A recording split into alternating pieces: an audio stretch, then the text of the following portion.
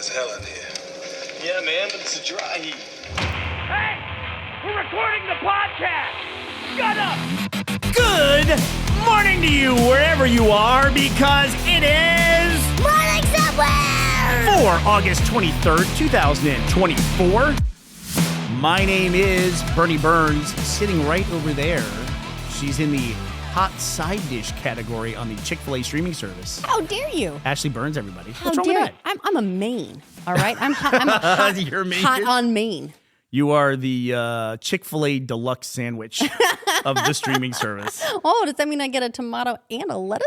What is your Chick-fil-A go-to order? Go. Oh, that is the Chick-fil-A chicken sandwich with the pickle, Solid choice. obviously. Solid choice. And I like the chicken noodle soup. And every now and again they have this, it's like a milkshake, but it's lemon flavored, and it is an absolute delight. Call it a frosted lemonade. Frosted lemonade. It's that's it. American lemonade. Lemonade in the UK is just Sprite, I guess. Yeah, so the cloudy lemonade is, I think, what Europeans would call American lemonade. It's a fizzy drink here. So the lemonade, frosted lemonade at Chick-fil-A is basically soft serve ice cream and lemonade mixed together, and it's so good. glorious. It's so good. It's glorious. So good for you.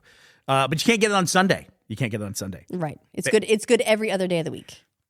While we're speaking of the weekend, can we talk about a big announcement that's coming this weekend? Go ahead. Not on Sunday, on Saturday. So, not a conspiracy theory here, but I'm going to make an educated, somewhat cynical guess here. I'm just going to read you the headline here from AP News. NASA, you familiar with them, Ashley? I've heard of the company. NASA will decide Saturday now. They've announced they were going to make this decision before, but now they're definitely going to make it Saturday, tomorrow. They will decide Saturday if Boeing's new capsule is safe enough to fly 2 astronauts back from space. They're going to decide if Butch and Sonny, if they're going to fly back on the Starliner or if they're going to come back on a SpaceX craft. Interesting. I thought that decision had already been made. Yeah, they did kind of say that they were going to make it earlier, but now they're definitely going to say it on Saturday. Here's my educated guess, Ashley. My pull it out of my ass, but somewhat educated guess. My guess is they're going to come home on SpaceX because they're announcing it on Saturday. And if you're a good partner and you're going to make this announcement that, guess what? The Starliner craft is unsafe. Another announcement that would be a shot to Boeing's stock.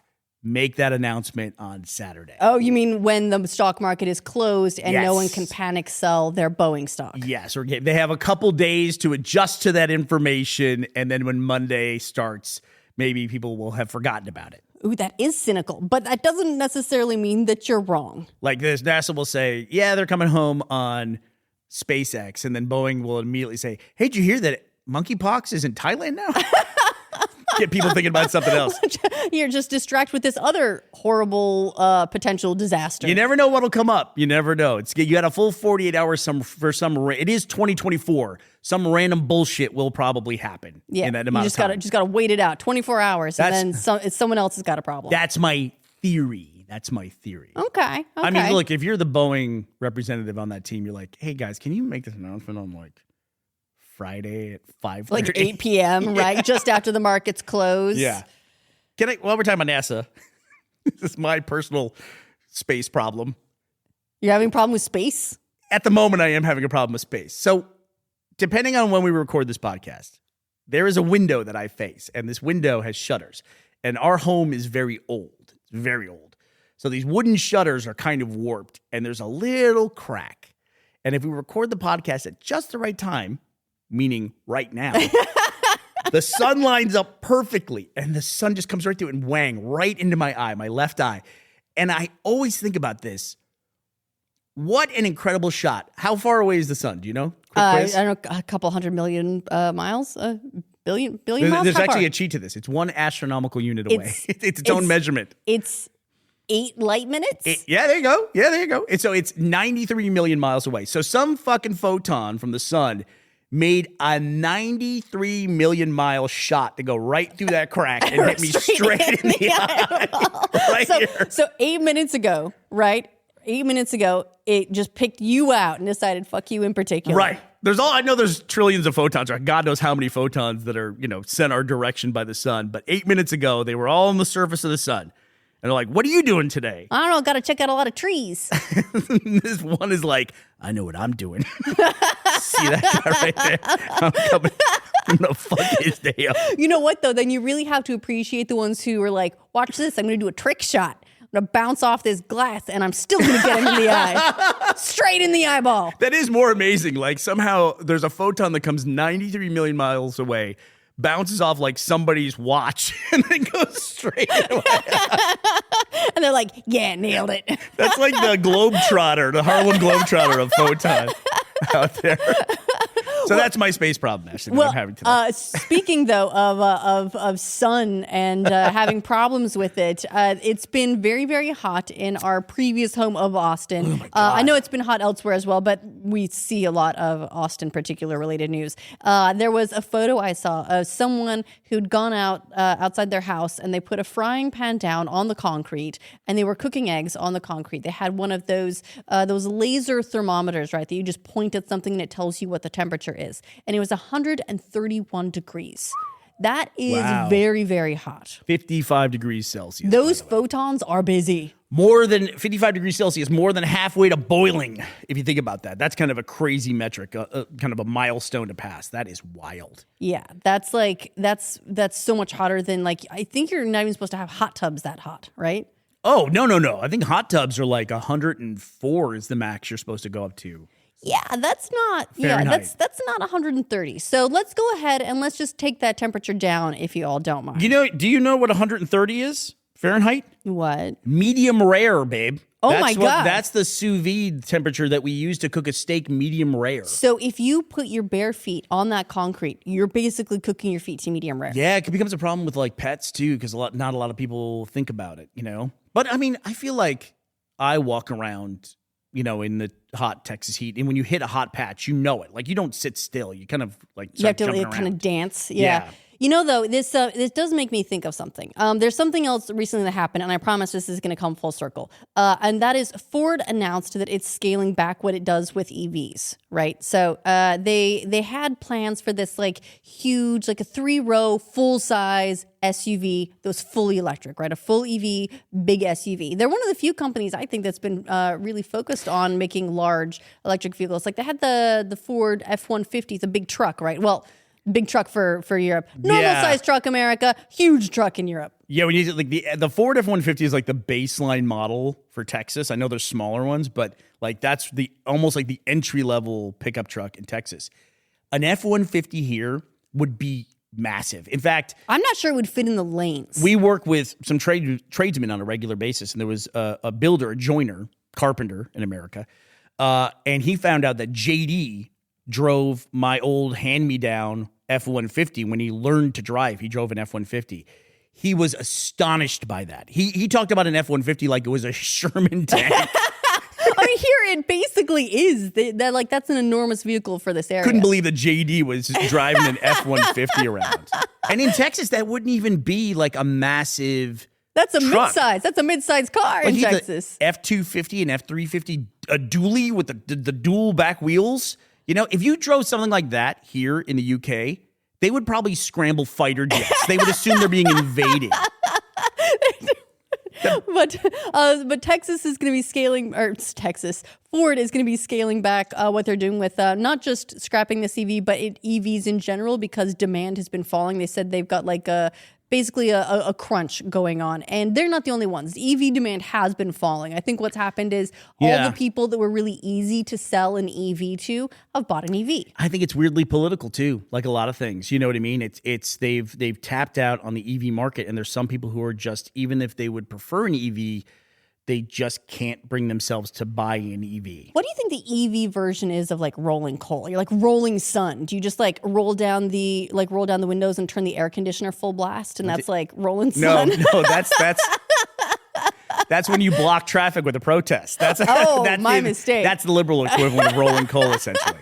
But it's a negative thing in that we want to see EV adoption. The two big issues, I think, with people who haven't adopted EVs yet, aside from the political implications, are one is range anxiety. People worry about like their car running out of battery in the middle of nowhere. And the other one is charge time, right? Right now, Which even are if you're related. yes, they're related. If you're at a supercharger, it's like an hour to charge, and that's optimistic, right? That's a fast charge for an EV. Range has gotten a lot better. Like you can get some of them are like 500 miles on a charge, and that's pretty impressive. But that charge time is still a really big deal. So our Tesla that people have seen in like many Rooster Teeth videos, it was when we first bought it 10 years ago, it had a max range of 240. And I have to say, 240 miles.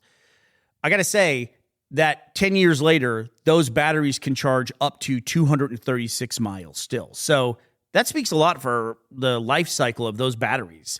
I would have thought by now it would have been down like 20%. We'd be below 200 miles.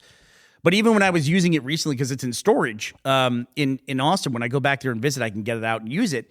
I went down to Houston a couple times to see my brother while I was there earlier this year. And just that 180, 190 mile trip down to Houston, I had to stop twice to charge it because it's not even the distance. Like in a car, if you have a 300 mile range on a gas car, you can go the full 300 miles or go 290. And then you're close to a gas station and you can go fill up in a few minutes. But for these Tesla superchargers, you might be 30, 40 miles away from one. So you got to take that off, maybe 60 miles away from them as well. You got to take that off your max because you got to stop wherever you have an opportunity to stop and charge. And it took me 40 minutes every time I stopped to charge our 240 mile vehicle. So yeah, it becomes a pain. Well, one of the things with this EV decline in demand has to do a lot with batteries, right? And this is where we're going to start getting into our frosty lemonade. I think there might actually be an opportunity coming up because there were all these industries that sprang up to support EV manufacturing. One of those is battery manufacturing, right? Yeah. Making these big large scale battery packs, and now they're not going to have as many people to sell them to. So I think there may be an opportunity coming up. It may already be here.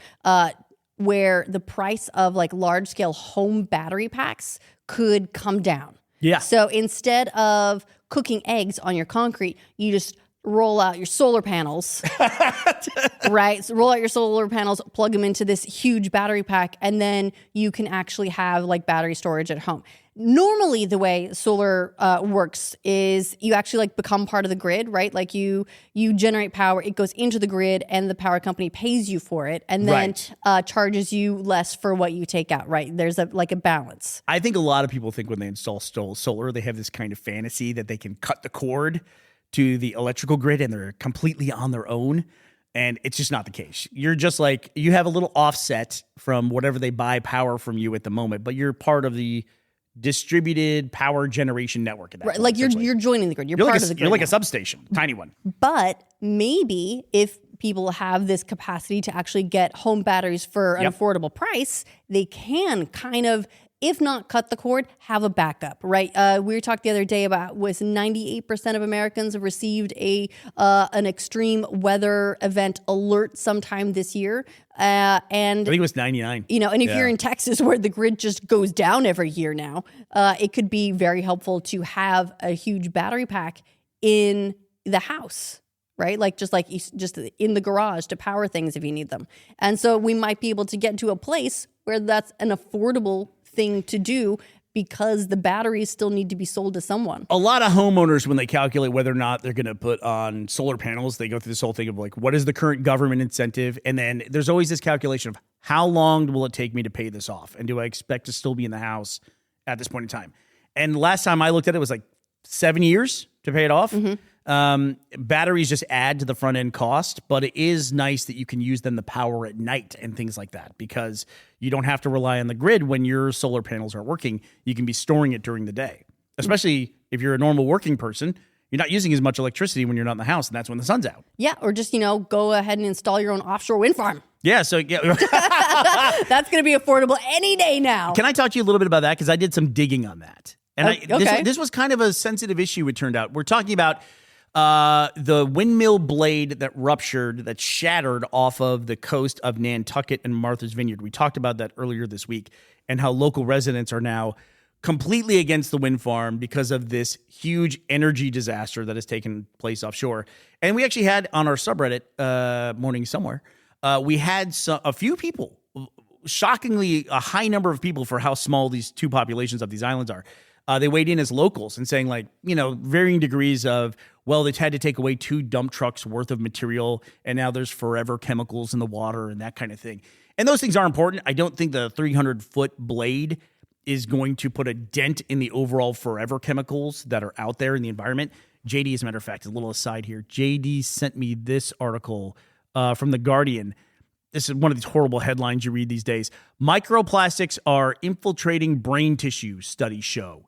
There's nowhere left untouched by microplastics. And so, it's one of these things, like, I don't really know that this 300-foot blade is going to contribute that much to it. And also I had to point out, actually, this is a disaster. If there was a disaster and a failure of an oil rig off the coast of Martha's Vineyard, we'd be having a way different discussion, at the disaster level. A windmill versus fossil fuel. We would. But I was looking into this, and on a hunch, I looked at something, which is, and I've been involved with these things in the past, there is this trend where sometimes when something's going to take place in someone's backyard, there's suddenly a grassroots environmentalist organization that forms to fight it. And sure enough, I looked it up. That organization is called Ack for Whales in Nantucket. Their original name they had a great name originally, which was Ack Rats. Ack Rats? It was the Nantucket Residents Against Turbines. And they were actually suing the wind farm company. It gets confusing because the name of the company is Vineyard Wind. But they were suing the wind company when they announced the plans to do it. So they've been fighting this the entire time.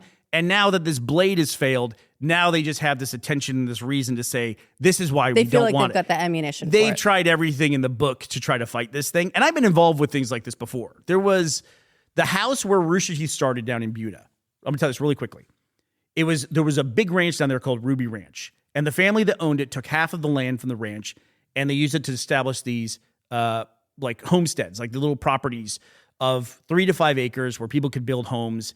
And then that would be part of the ranch. And the remainder of the half of the ranch would stay in the control of the family. After all the homes were built, including mine, they announced the plans for the other half of the ranch land were to build a rock crusher. What? And hot asphalt plant that was going to be built right next to all this. What? Like an industrial asphalt plant? Yeah, and a big rock crusher that would run day and night for, like, I guess, road materials and things like that. After they had had this big development plan and sold it to all these families, they were going to build this massive thing right next to it, out in the middle of the country, which is why half the people moved out there, including me. And so we formed a group called Nope. What was your acronym? I can't remember what Nope Buda stood for. But it was definitely like a NIMBY thing, right? It was like, we got to have roads and we got to have materials that are made and do it. But ours was just like, it was misrepresentation. Like, you sold us this land and you didn't tell us you had these plans to use the land for something else. A lot of times these grassroots organizations they like try to identify some small animal. In this case, originally it was whales and things like that. They're saying, like, you can't build this thing here. When really, I think what drives these things is they just don't want it. They like the idea of wind power. They like the idea of these progressive things. They just, not for us, right? Somewhere else. Just not where I need to see it. This smacks of that. Well, while we talk about something else that I'm going to talk about, I'll look up what Nope stood for. I can't even remember now. I made the website and I can't remember what it stood for. Look, I can understand having concern about forever chemicals in the water, because if there's one thing I feel like we have been trained as, maybe it's just a generation, to look out for, it's like, what's the dangerous chemical that is like in the water, or isn't? I saw a recent headline that now that too much fluoride in the water, which is fluoride is added to most drinking water in the U.S., but too much of it has a negative effect on IQ in kids, and this has been hailed as like one of the best dental dental things in the world. It's so great. We all have great teeth, but maybe we're dumb because of it, and we're constantly obsessed about like Teflon and plastic cutting boards, and where's the plastic from the gouges in the cutting board going? It's going into you, and now apparently it's in your brain, just like the chemicals and all that stuff. It's really easy to get worried about it because you want to do the right thing, but you don't know what the right thing is now. I was just thinking about this when you're talking about the guy putting the frying pan on the concrete. I was thinking, as soon as I thought about a Teflon pan on hot concrete, I was like, don't do that. That's going to be bad for that frying pan. That's going to be, Teflon's going to be flaking off of that thing or something like that. Sure, right? Exactly. Like we have in our house, we have this set of Teflon pans. When we moved here, we bought some pans on like Amazon, right? It was just a very basic set because it was locked down in the middle of pandemic and we couldn't exactly go to the homeware store. So we bought I'm moving out to my first dorm set of pans, right? And the Teflon is starting to flake off a little bit. We are by the way, it's like we're all forensic scientists in there trying to figure out if the Teflon, it's the screw where the screw goes through the pan and holds the handle on. There's a little bit of metal exposed there. And we're all like Sherlock Holmes trying to piece together who killed the frying pan in the kitchen. We're looking at all this evidence. Is that Teflon? Is that flake? What's the window? Is there a photon nearby? But so we're even for something as simple as pans, right? We just need pans for our house, and knowing what the right thing to do it's impossible. Is impossible.